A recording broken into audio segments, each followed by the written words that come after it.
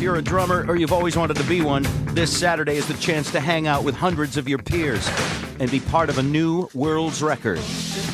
The event is Woodstick 2007. In studio today, 3 world-class percussionists who will be participating. Michael Shrieve is a member of the Rock and Roll Hall of Fame, and as drummer for Santana was the youngest performer to play Woodstock in the summer of '69. And he doesn't look a day older than 69 today. He looks great. Oh, man. I mean, you look just like you did then. And also... great drum solo, by the way. Yeah, still a great drum solo. The other drummers nodding in appreciation. Also in the studio with us, a richness of talent. Scott Mercado is a founding member of the legendary Northwest group Candlebox. We had a lot of fun for a few years. And Jeff Kathan provides the booming beat for both the Paul Rogers Band and that cheap cover knockoff, Spike and the Impalers. that cheesy Guy who has no business criticizing Kid Rock. Don't get me... No, but let's not waste our time with these gentlemen talking about that Kid Rock fiasco from yesterday. We'll dissect that when we're done. Okay. Oh, jeez. Negativity. It sounds a little defensive, doesn't he? I called Kid Rock on the carpet list for being the king of mediocrity, and I got a flood of "you're jealous" emails. Oh, really? Yeah, I mean, really. For the love of God. Oh, Spike. Come on. Don't forget Donn Bennett. He's here, too. Yeah, I'm not jealous of Kid Rock because, you know what? If I wanted hepatitis C, I get it any time I want. That's exactly where I was going with that. that. I knew you were, but I was taking it for you. Like a piranha going for the obvious joke. Okay, so let's start with, we've talked to you guys a little bit before. Michael Shrieve, I've never had a chance to meet you, and I've met you once, actually. I bought something of yours off of Craigslist. That's right. That you were selling that had some sample sounds. And I went, well, this is the drummer for Santana. Maybe there's some pretty good samples in there. And I went... And I got this stuff out of a storage unit that you had. Yeah, you know how it is. You know, I'm trying to get rid of stuff out of 3 storage lockers, and still working on it, as a matter of fact. So that's the rock and roll booty of many years of rock and roll playing. Cases and gear and right. And now smoker with a leg in it. Now it all fits in your watch. The whole all the sounds you need. Right. It's like a Dick Tracy kind of a thing. Anyway, it is nice to meet you. I didn't talk to you at all about like who you were that day or anything. I was just like, just pick up this piece of gear. Because I didn't want to be, oh, you're the guy from Santana. You probably get that a lot. I get it occasionally, yeah. Does it still feel good?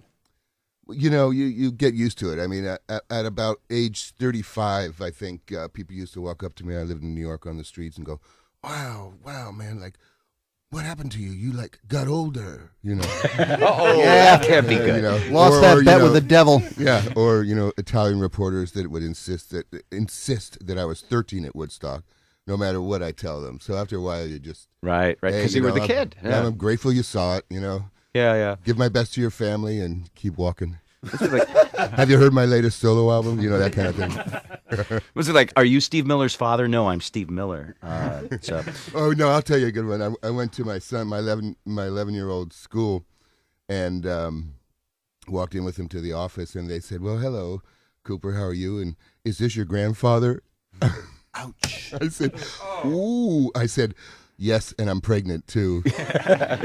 So one of my first, and I seriously mean this as a kid, one of my first musical, like you all had those musical awakening experiences when you were growing up. I'm going to ask you what yours was.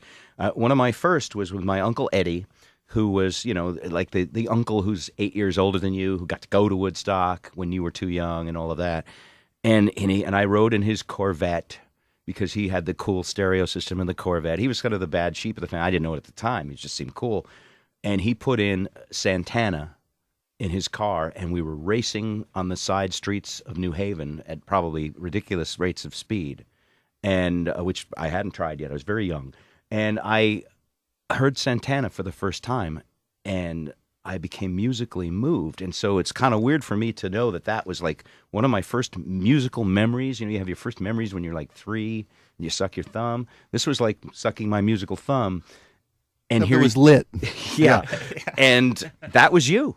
Wow. I don't know what to say. I'm Isn't that cool?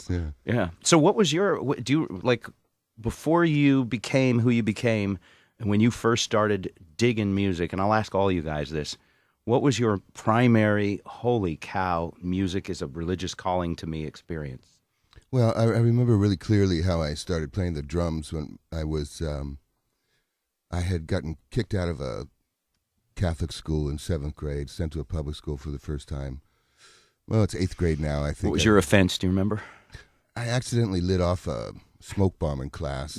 So that's like, as opposed to the guys who did it on purpose. It was more like a stink bomb. That one of those ones that you have in a pen and you have a hair clip and a wooden match in there, and it just stinks. And it was by accident. Anyway, somebody told on me.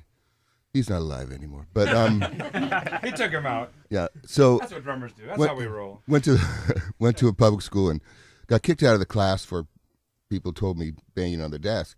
Went to the principal's office, got scolded. Come back to the class, and as I'm walking back, the band room is right there on the right-hand side, and the drum section, the percussion section, is right by the door. 45 minutes later, I'm still not at the classroom.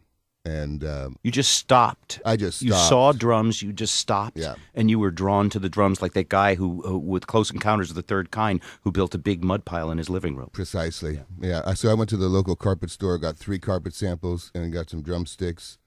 Not at the carpet store. And Are those carpet samples in your storage locker? Could I buy those off of you? they must be. Everything actually else in the Hall seems of to be Fame. in there. He Yeah. sampled them. Yeah. Anyway, that was my moment. yeah. Wow, that's Got in very trouble, cool. Got Thank in trouble again. All right. Let's go to Scott from Candlebox. Scott, first off, how are you doing? We haven't talked to you in a little while. We got to. And by the way, great. you guys got Thank to all you. get as. I know you're sharing a mic, so you got to get as close as we did with Michael.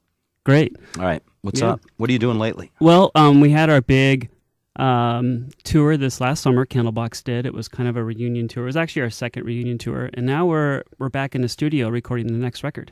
There will be another Candlebox There will be record? another Candlebox record, and I will be on it. Fantastic. Yeah, That's great yeah, news. All yeah, right. it's gonna be great. So your musical birthing. Well, it was the Muppet Show. Are you kidding? I am not kidding. Animal, right? Animal Yeah. and the Buddy Rich Animal yeah. That was a drum. good one, yeah. Yep. And I'm just like, oh my God. That was my epiphany right there, is watching the two of them just, go at it. And you know how in the end Animal got a little bit pissed off at Buddy and threw his bass drum at him, and I'm like, wow, that's so cool. I got to be a drummer. And then yeah, and I kind of had the same thing that Michael had too. Is that when I was in elementary school at the time, and the junior high school jazz band came down, and I just couldn't get my eyes off the drummer, not because he was cute or anything, just because he was amazing. Okay. Sure. he Just was check. he just Not did that not that there's anything wrong with that. yeah. All are Well, I'm welcome. married now, so it doesn't matter. Anyway, so I was watching him the whole time. I'm like, oh my God, his face was red. He's a big drum solo, and I'm just this little kid in the audience. I'm like, I got to play drums. That's what I got. He's a senator from Idaho now. That Yeah, drummer. something, So you yeah. know. So you were getting a vibe there. Yeah, his name's Craig. Yeah. And when were you? And I'll ask all of you this too. Were you good the moment? Like, people talk about talent. How much of talent is hard work and practice, and how much of it is just it was in you and you have a gift? Were you good right away when you started? Well, I had a knack for playing. I'm not bragging, of course, but I had a knack for playing time. And I also had a Puerto Rican father that played all these salsa records when I was growing up. That's it. And also, I don't know if there's such thing as a natural, but it seemed like, well, first of all, I was the first drummer in kindergarten to win Musician of the Week, and that's a big deal, Yeah. Is that in your bio? You know what? That's not in my bio. I didn't think about that. That's going to resume, happen. yeah. Everyone who competed got at least a participant ribbon, of course. Yeah.